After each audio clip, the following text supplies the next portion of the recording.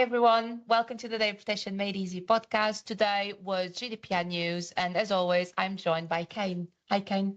Good How afternoon, did you find the session today?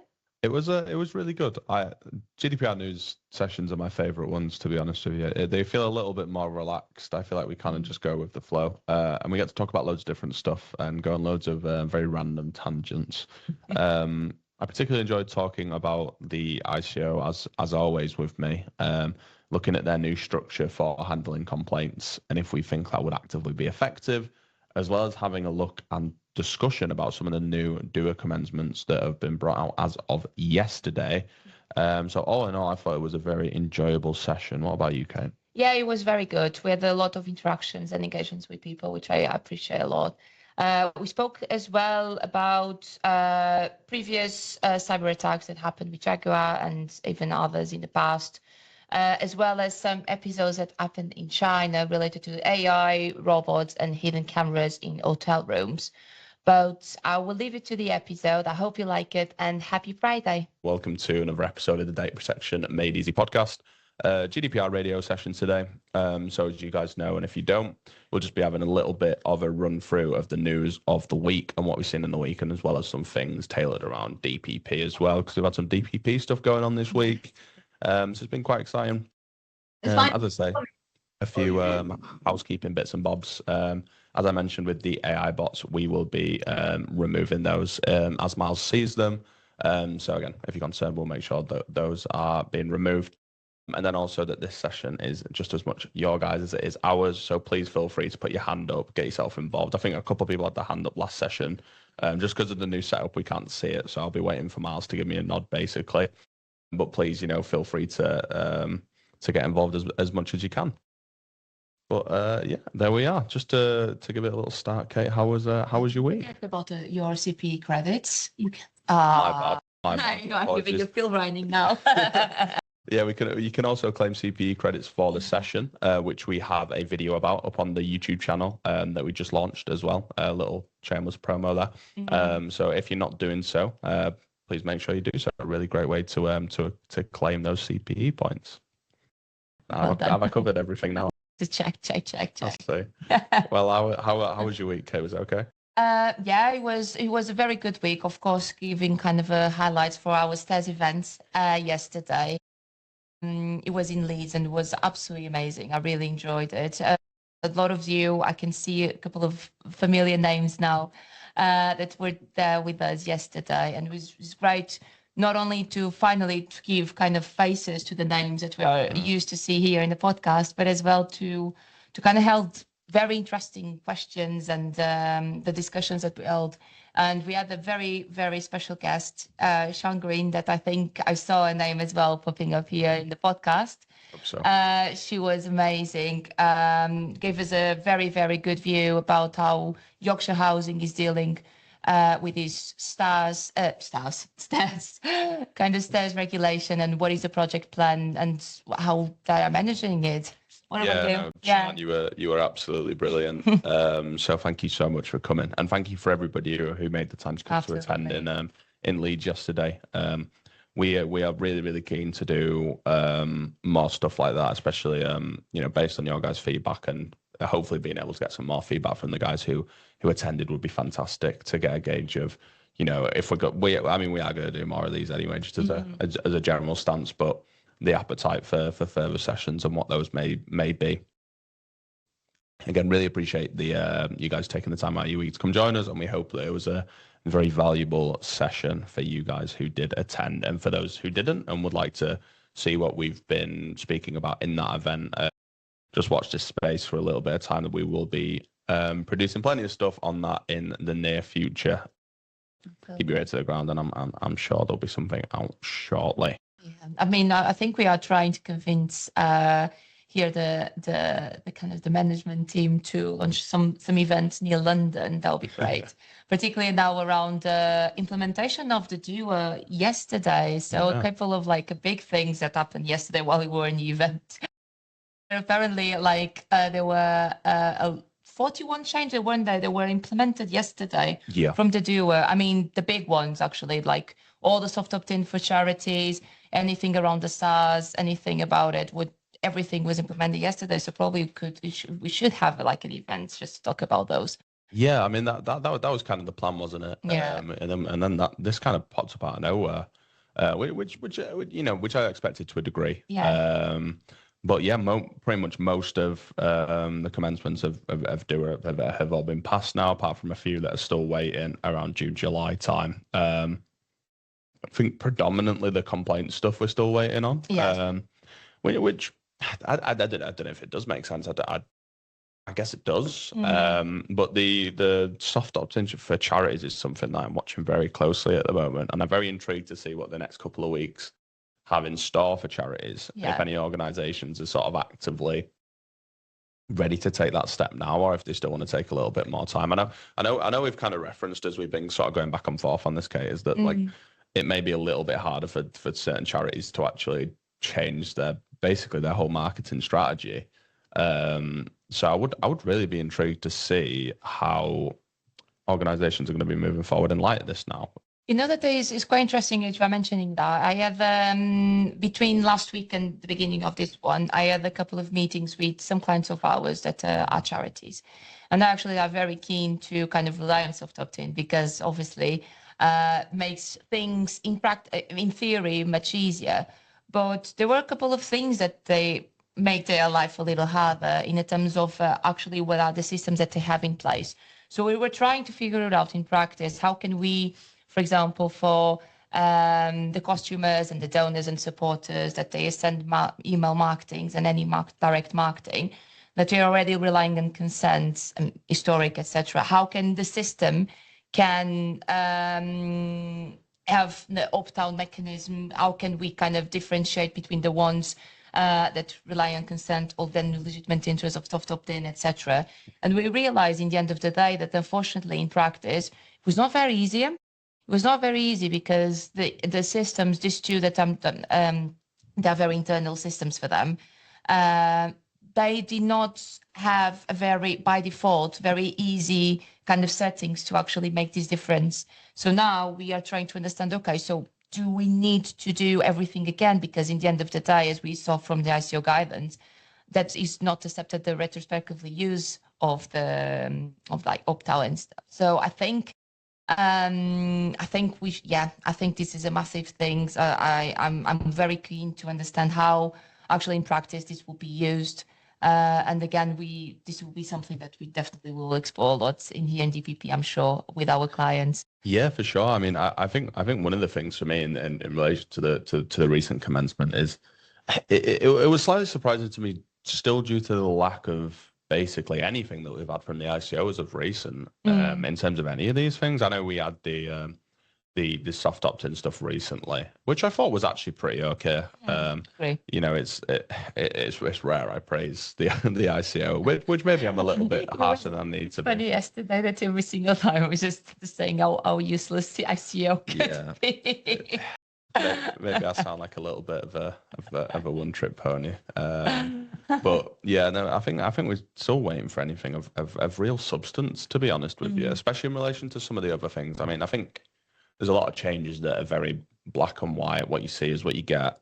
But I think some of it still requires a lot more of a give, really. Yeah. And I would be keen to see what the ICO is doing in that regard. In the next couple of months or so. Also on the point of the ICO, I've heard that apparently they are rejigging their complaint handling framework. I'm sure as you'll have seen last year, and still now into this year, they're having significant troubles in responding to complaints from individuals. And that seems to be a big reason on why they're looking to reshape the framework. So they're trying to move away as apparently what someone described from the ICO as casework lottery. I'm not quite sure what they even meant by that. By prioritizing cases that they deem as more high value, where the ICO can have the most impact in actively being involved. And that's, you know, I don't really know how to feel about that, because it seems to imply that initially they were just kind of handling stuff sort of willy-nilly and just picking everything up as they could, which is reason for the delay. And what it sounds like they want to do now is move towards only really prioritizing those that are high risk, which I think is a very fair approach to take. I think chances are they probably get a lot of naff stuff through there, don't they? Yeah, I'm just wondering actually how you'll make that differentiation. So I appreciate that obviously things probably will picked up as well high risk but even like for example data breaches or even complaints on SaaS will kind of depend a little bit on the each context and scenario, but that will mean that they need to read it. So they will need to do some kind of assessment and well, if they're already doing it, why just don't give continuation to the work they started? I don't know. Maybe it's like a triage thing. Yeah. Maybe it has more of an actual sort of triaging process now, where they've identified. But again, a lot of yeah, no, Shane, you raised such a fair point. I was doing some I received like 4 emails from some of my that I was handling on behalf of my customers, basically saying that the ICO had closed these breach cases that individuals had gone to the ICO about, and basically saying, "Oh, presumably you guys have put mitigating measures in place, so we're not going to take any more action." Oh, right, okay, no worries, cheers. But yeah, no, very, very strange. And it's obvious that their lack of responsiveness is a big problem, and probably meant that maybe there's cases where they've maybe been a little bit more lenient than they needed to be, just in an effort to close some cases, or maybe not as diligent as they needed to be to close some cases. But I also maybe think there's a little bit of a culture of complaining to the ICO or informing the ICO in some cases, maybe not over complaining, because a lot of the complaints come from members of the public who we're not going to be able to stop complaining in that regard. And that's probably a big reason why they're so bogged down. But I also think in relation to breaches, I have seen some individuals who have sort of gone out and audited, or like new customers that will come on board that really like to take the approach to report everything. And I understand the benefit. No, I don't think I do, actually. I think it's like a catch-22 here, isn't it? Because in the end of the day, we do assess risk, and if we come to a point like, okay, these are low risk, definitely we need to have some actions in place to make sure that this will not happen again and try to mitigate, etc. But it's not reportable. However, on the other hand, for accountability purposes and just to make sure, just in case, we are just making the point to the ICO, because if anything goes wrong and they didn't do it in the beginning, probably they will face any type of consequences and any sort of negative impact. So I think probably that happens more to probably small organizations because they don't have someone probably internally to kind of give that reassurance to them, like, well, no worries, it's low risk, or actually, regardless if it's a data breach or any other type of assessment or any topic with GDPR, no worries, everything will be handled internally. Is probably when they don't have someone to give that reassurance, they could just go to the ICO trying to get something from them. And I think this with the doer, I think we'll just have a tendency just to kind of increase in terms of number of complaints. I'm not sure if the ICO is ready for that. Obviously, the right to complain kind of existed to sort of bridge that gap, didn't it? But I think from the perspective of, especially like in certain sectors where you deal more with members of the public, or even with people who tend to just be generally more disgruntled. I think like as I said, I try and mention all the time that I work a lot in the educational sector, and there's a lot of disgruntled individuals over there. Same with social housing, as we've kind of discussed yesterday at the event. And sometimes with rightful cause, sometimes not. But I think it can be difficult in trying to stop those individuals from going to the ICO just because you said so, kind of thing. So I'd be interested to see how well it actually works and what the ICO will actually actively do to try force people to go back to the controller more. Because I think I think they were already kind of doing it. I think when I've had breaches and complaints that have gone back and forth, they've gone, can you respond to the data subject another time? We'll assess your response, and if we think it's okay, then we won't push any further. So they were kind of already doing that in practice, but just acting as that middleman. But it's now more of a way to formalise that, I guess. But still not 100% sure on how effective that is. And I don't actually know about the kind of complaints they get and how regular they are. They probably get quite a few people who are kind of like berating them, I imagine, just trying to force them to do something. Well, so it's hard to say, really, because you don't really have that look on the inside. I would love to. I would love if the ICO would let me come in for a day. Yeah, I would love to just have a day, like a day experience. Just let me work on their like complaints desk for it. Like, just give me a day, like 24 hours. Just let me sit there and just watch. Just watch what you do. Yeah, 100%. And Carl, you're so right as well. Again, something that I've noticed more and more is that individuals really like to throw the ICO in as I'm not happy with this. If you don't rectify this, if you don't re-review this SAR, I'm gonna go to the ICO. And it's okay. Here's our final response. This is what we've done. We encourage you to go to the ICO at this point. But like, please go to the ICO at this point, because this is your 12th email that you've sent. This is our last communication. We said that 3 communications ago. Please, like, I'm actually like begging at this point. Please go to the ICO. Deal with the matter, and not us anymore. And it's still another. It's still another email. But yeah, it's and I think once someone does go to the ICO, I think you breathe a bit of a sigh of relief, because you're like, oh, they're not. We can probably park that for a little bit now, can't we? And then it's sort of happy days. Oh, a 29-week wait for a case allocation. Wow, that has significantly grown from the 12 weeks that it got. Yeah. 12 weeks it got extended by, turned to 16 weeks. 29 is too much. Oh my God. And 20 weeks as well. Wow. I as I say, I would just love to be a fly on that wall. Maybe I'll have to try harder to try and speak to the ICO. Maybe I'll try to be friends with them and see if they'll come on the podcast and tell us about it, because I know. I mean, to be honest, I have a query from a customer, and I really needed the SEO actually to provide some type of guidance. Any thought, because actually it was about the registration of potential data controllers, but because the way they are within like the company's house, etc. So it's a kind of a tricky situation. So under the SEO fees and the registration, I really needed some kind of guidance SEO. And I'm still waiting. This was last month. I didn't receive not even an acknowledgement email from the ICO. You will probably continue to wait. Yeah, probably. I just already provided my thoughts about it, because if I was about to be waiting, not a good thing at all. But I really hope that with the doer, this will become a little better. I hope, because now they actually need to go to the control, because to go to the ICO is actually a right they have. Try to pursue them a little bit to go to the control as a complaint to the organization. I'm not sure if it will be a good thing for our customers, but definitely trying to be a good thing for them. Oh yeah, well.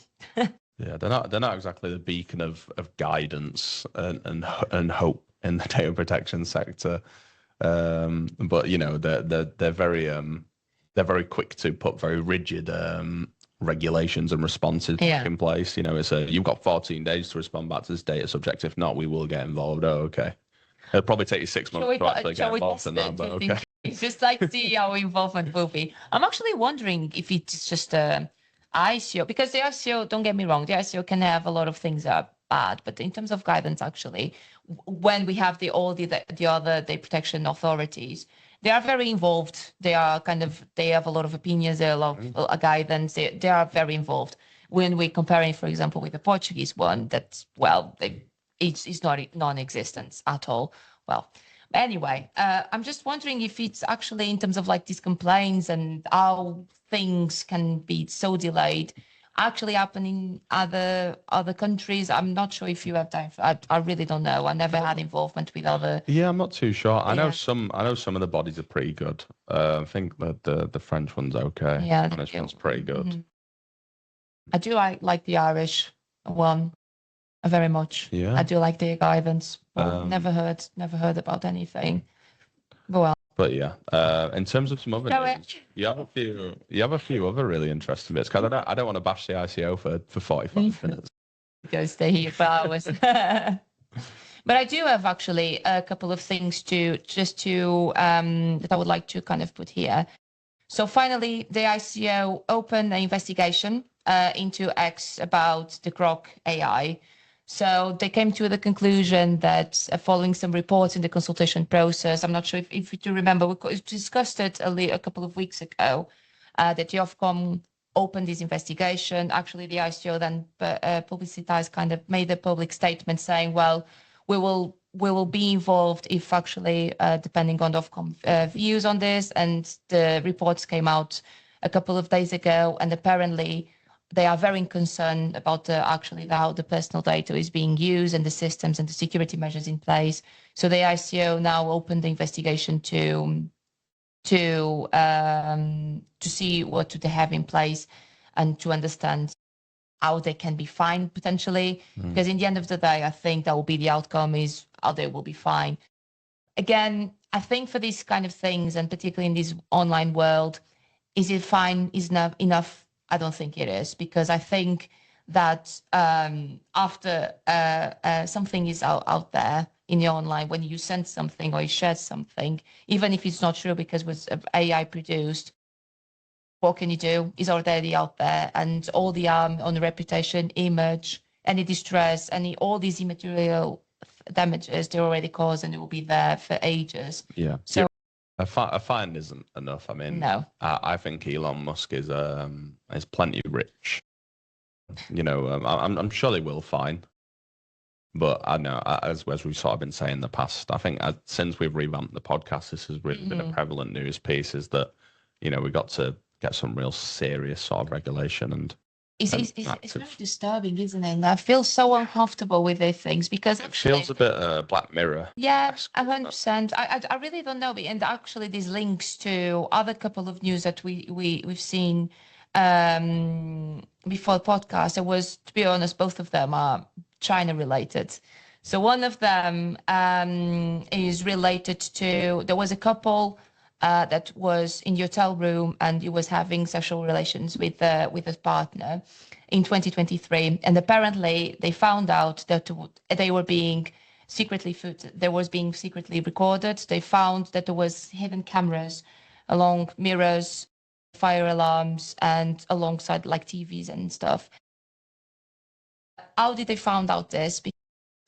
So he left China, he back to his country, and I don't know how, but he came with a spy cam pornography website, and they found out that he was there. And apparently we're being recorded. Then they found wherever the cameras were hidden. But this is completely disturbing. Like, in your bedroom, then, is your most absolutely private space you can find, aside from toilets, etc. Like, how you cannot expect this. And I've seen that. What is the argumentation? Is because apparently because of the political state of China and their regime.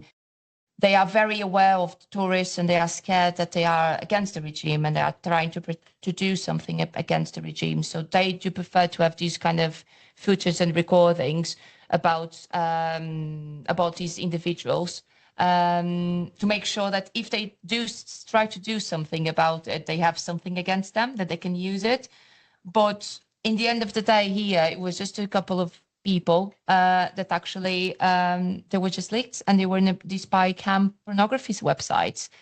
Yeah, it's pretty scary stuff, that, isn't it? I don't really know much about Chinese data protection law. Do they really have any? They do have something in place, but unfortunately, because regime-wise, is very much. You can't do this, but if it's because of like government side or security purposes or public purposes, it's fine. It's giving a kind of American side of it as well.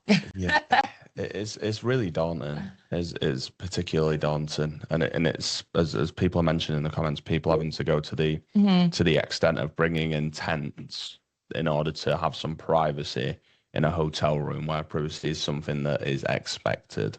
It's just super concerning. Yes, very unsettling. It's a difficult thing to actually really comment on, because, you know, if it's something that happens all the way at the top, it's not like the hotel are doing this specifically. It's more of a thing that is centric to China.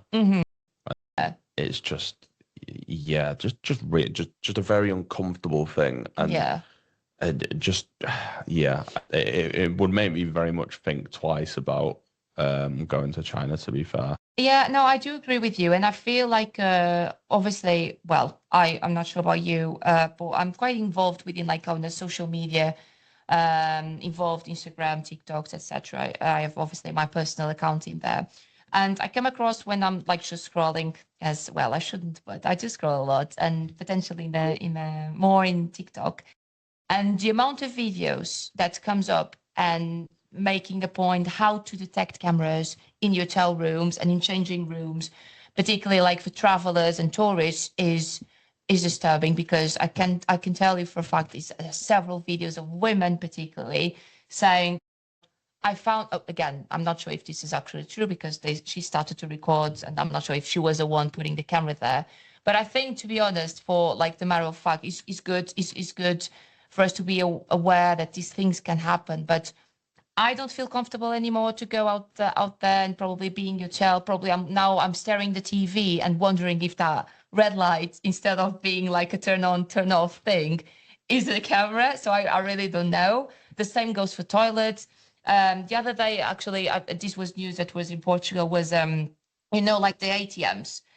So ATMs, there were cameras even, but for secretly they can see your code and be able to kind of take your codes and like your cards numbers as well to just steal all your money as well. I think this world is lost.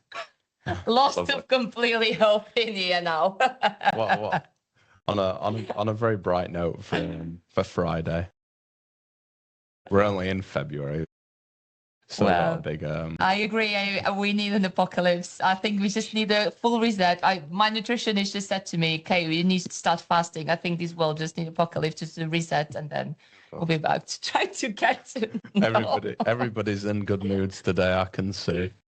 But about the China as well. Now, I've seen one actually. Jasmine shared with both of us that China's AI robots cops patrol streets because they want to for traffic management. So apparently now you are driving, if you're in China, in a couple of cities, now you are driving and you can see women robots that are kind of making the management of your speeds, if you are like in control your speeding, and cameras and making sure that everything goes smoothly, that you stop when there are Are they like lollipop ladies? Is that what you're saying? I'm not sure where is a lollipop lady at all. Sorry. I actually forget that whole sentiment is completely lost on me. The very sinister image came to my mind now, so please explain. It's nothing like that. It's like around sort of like schools, you'd have like a lady, high vis. I did in my school. There was a lady with a big stick with a circle. It looked like a lollipop, and it'd tell you to stop. Yeah, there you go. Thank you, Sean. Yes, that's a lollipop. Tell you to stop. Lollipop lady, yeah. Tell you to stop for the cars, basically, so the children can pass. All right, yeah. Lollipop. They are lollipop. Yeah, lollipop lady, lollipop man. Lollipop. Because it looks like a lollipop. Because they have the stop thing. Looks like a lollipop. Is that it? Yeah. Yeah. All right. Thank you, Sean, for like. Yeah. Sorry, I didn't realize. To clarify. Thank you. I do appreciate that. Looks sinister. No, but they are lollipop women. Then I'll bear that definition in my mind, but robot versions. And I think I do appreciate that this is kind of more related to efficiency, kind of innovation. But I do think this was go like deeper, and going through my kind of bad mood today and my lack of hope for these things. I think it's just nowadays AI with robots, etc. It's just become normal. It's a normal conversation. We are here in GDPR news every Friday, but we always have some news piece about this new AI, this new robot, etc. I think I don't know, it's kind of unsettling. Like, are people bothered about talking about AI? Yeah. Though? I think that's probably the thing, is that everybody wants to talk about it, don't they? I think it's very easy to take the perspective of sort of like ignorance is bliss kind of thing, which sometimes I do, to be honest with you, because the whole AI thing kind of fries my brain sometimes. But yeah, it's going to continue to be such a prevalent and discussed thing for for a very long time now, I imagine. No, it's not going. I don't think it's going to be going away. No, I definitely not. Just need to accept. I think it's just like more like for the constant presence of like these robots, and obviously it started in China, a couple of cities. If you see if it's work, but probably will, if they come to a good conclusions, probably this will kind of be to the rest of the countries. And I don't know, we just having like automation of authority, like I'm used to kind of see the police as like my main authority, and now I have a robot actually telling me to stop. Oh, wow, Charlotte, that is an unbelievably low blow. I can't believe that. I can't believe that. Thank you for that. Wow. Oh, no, bravo. Very good. Good. You do use bravo as a word. Oh, bravo. We do it in Portuguese. I love I feel like bravo. I feel like bravo. No, fair play, Charlotte. You've well and truly got me there. Claire.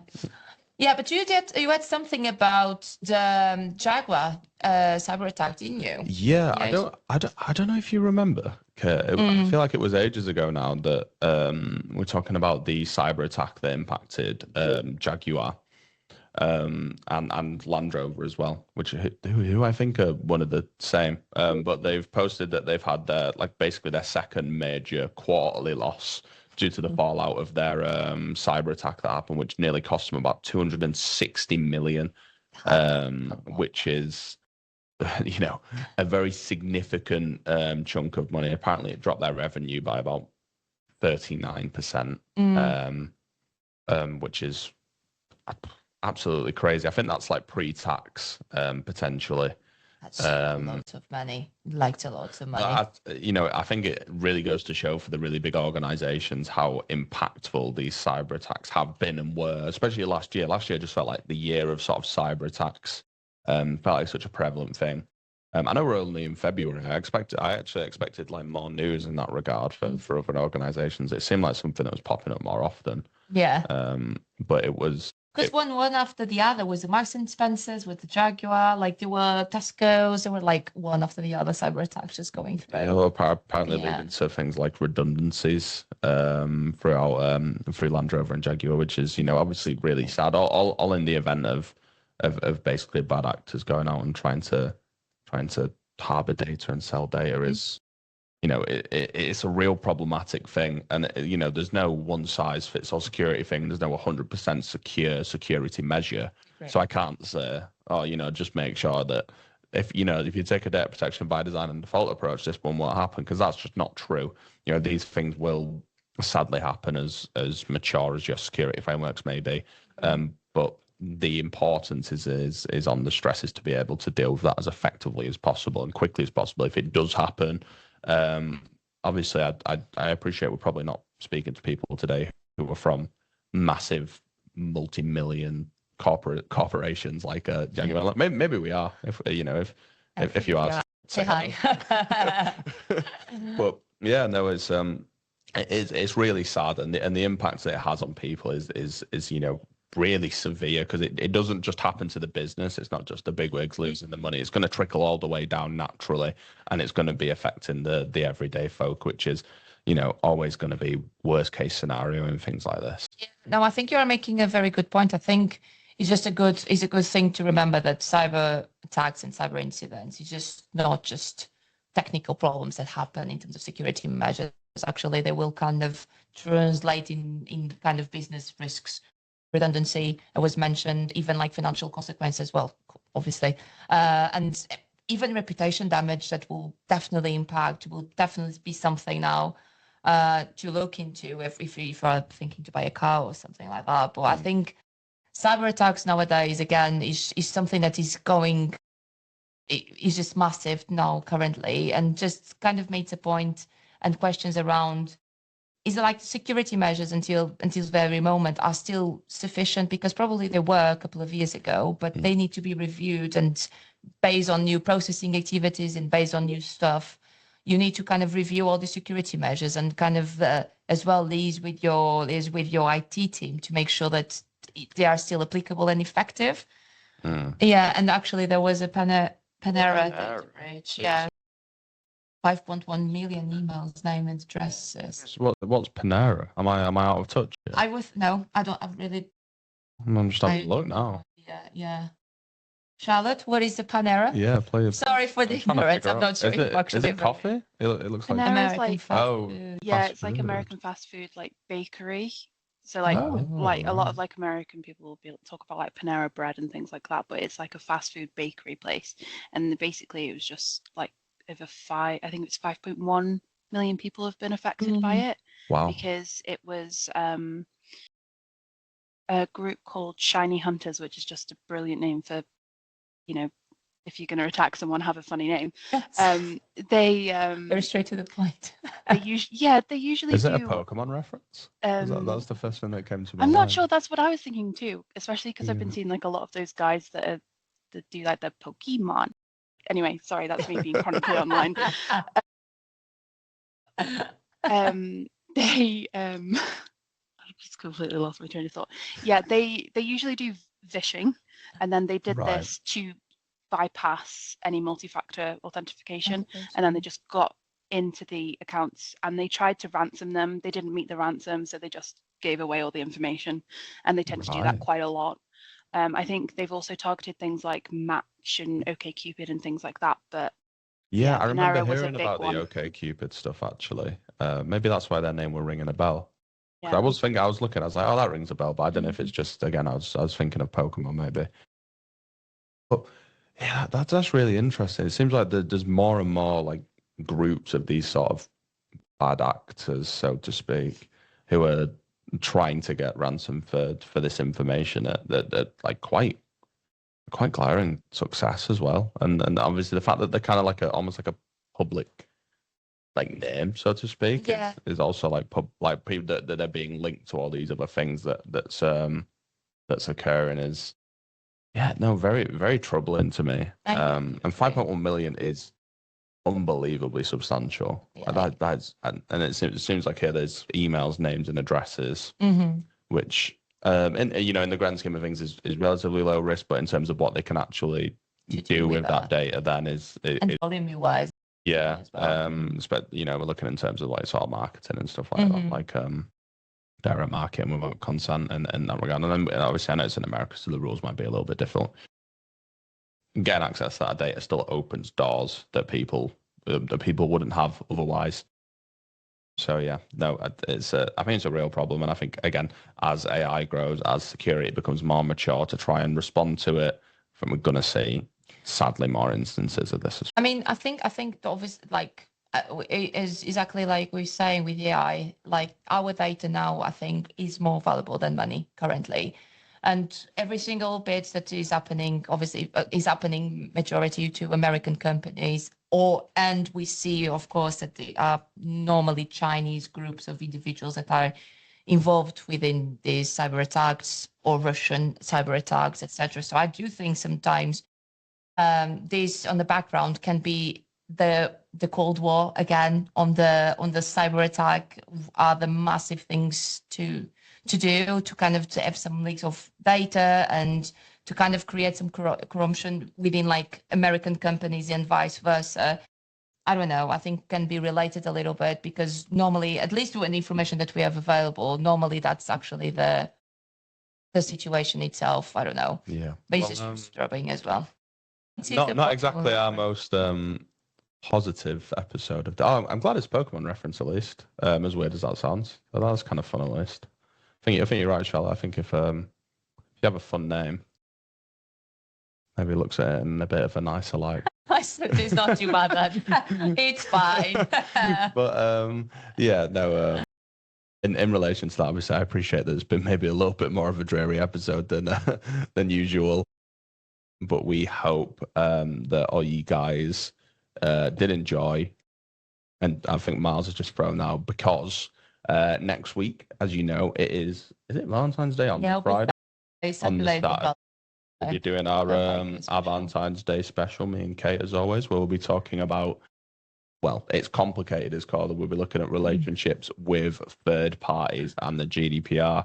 And that sounds like it's going to be a really interesting session. I really like talking about third parties in relation to data protection, probably one of my more preferred topics. So if that sounds keen to you guys, come tune in next week. Yes. Happy Friday, everyone. Thank you. Friday.